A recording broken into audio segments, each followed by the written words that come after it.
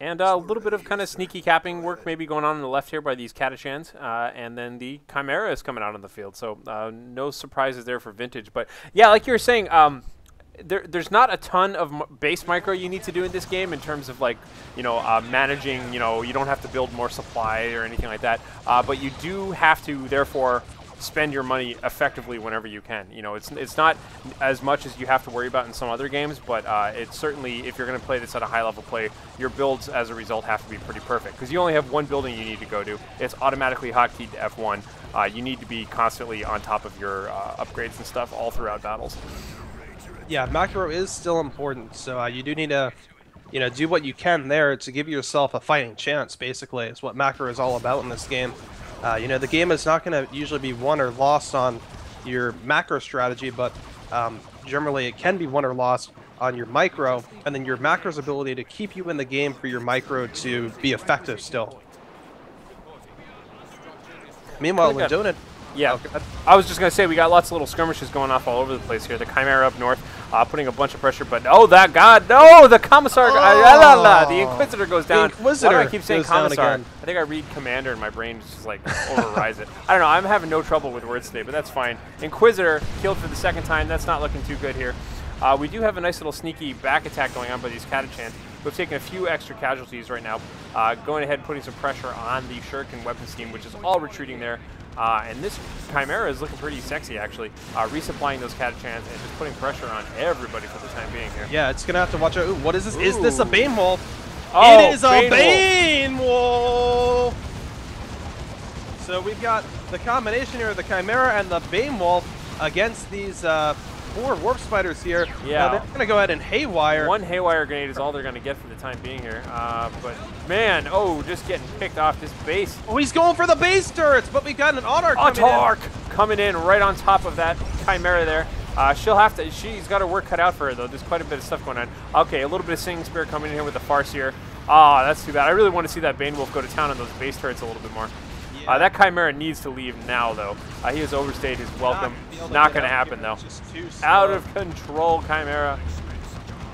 All the way up, and then the squad, and it gets moved into the base turrets by getting shifted all the way up there. Okay, out of control Chimera there. Yeah, we're going to see the Fusion Melt to come out for the Autarch here. And 3.14, that will not be accessible until Tier 3, well, actually. Yeah.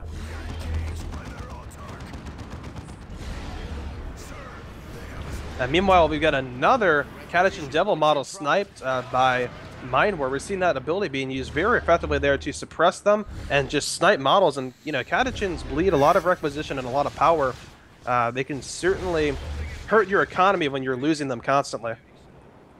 Yeah, so the Warp Spider and the Autarch over here on the right-hand side of the map doing a lot of damage here to these guardsmen. Oh my god.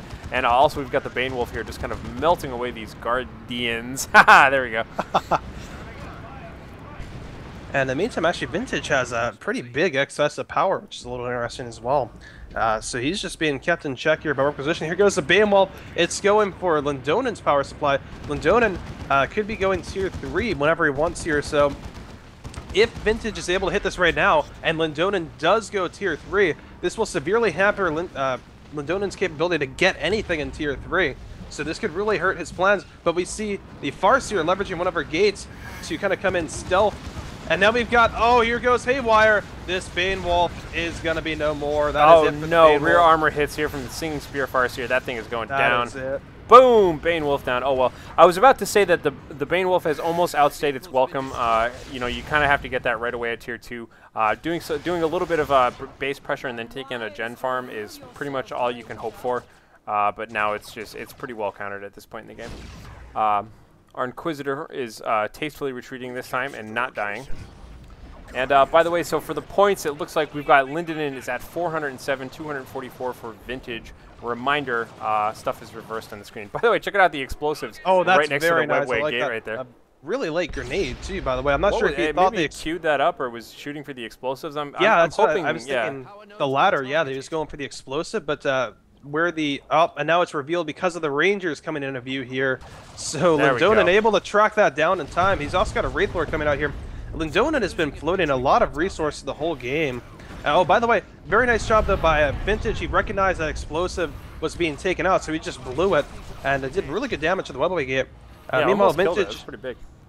Meanwhile, Vintage is pulling out Ogrins, and again, Lindonin is floating tons of Requisition, tons of power. He's got a Wraithlord out now, but he hasn't been very decisive with his macro this game. He really could be putting a lot more pressure on Lindonin right now if that's what he wanted to do, or he could be putting a lot more distance between himself and Vintage in terms of tech. He's not really doing either of those two right now because he's being very wibbly wobbly on just utilizing these resources. So nice little buff there. It looked like the Autarch just kind of jumping in on top of the Guardians here, giving a little bit of speed boost there. We got the Farseer right now. It looks like most of these units have Fortune on them. Well, at least the Guardians and the Farseer do. And just kind of, you know, putting some pressure on this Inquisitor right now, who is out here trying to cap this victory point. In vain, perhaps, though, because that's not going to last very long at all. And the Wraithlord is really a big presence in the field right now. Of course, he's going to have to fight with those Ogryn a little bit, but the Ogryn nowhere to be seen just yet in terms of that. It looks like they're kind of are they hunting down the looks like they're hunting down the Rangers kind of in the middle, perhaps. Yeah, it does seem like that's what they were going for here. Ooh, on the left side, we had Guardsmen trying to go ahead and do some ninja capping of that left victory point, but again, that capping bug, Hellick just kind of clicked and forgot about, or my bad, not Hellick, Vintage clicked and forgot about it. You know, they're almost inseparable, so. But pretty good damage on those Guardsmen from these fully upgraded Warp Spiders, though. Ogryn's coming around, though, to say hi. We're going to see some blinking here for sure.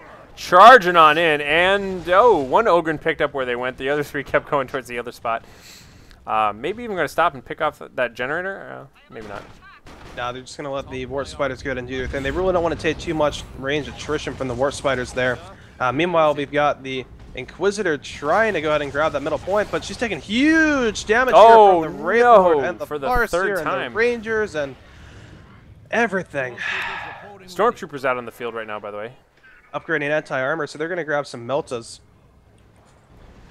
That's and good. Meanwhile, these Ogryns having no issue tanking the damage from the Warp Spiders while they capture that left side victory point.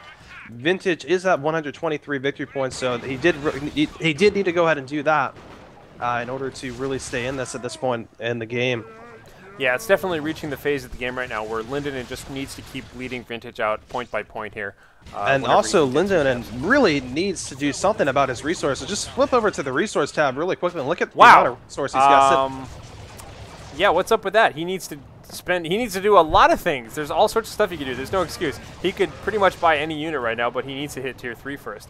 I wonder if he's got a mistake there or something. That's kind of odd. A player of his caliber usually doesn't do that. It's something that we casted one of his matches in the Dawn of War 2 dailies, and it was, I believe it was a match of him versus Texanius, his force commander.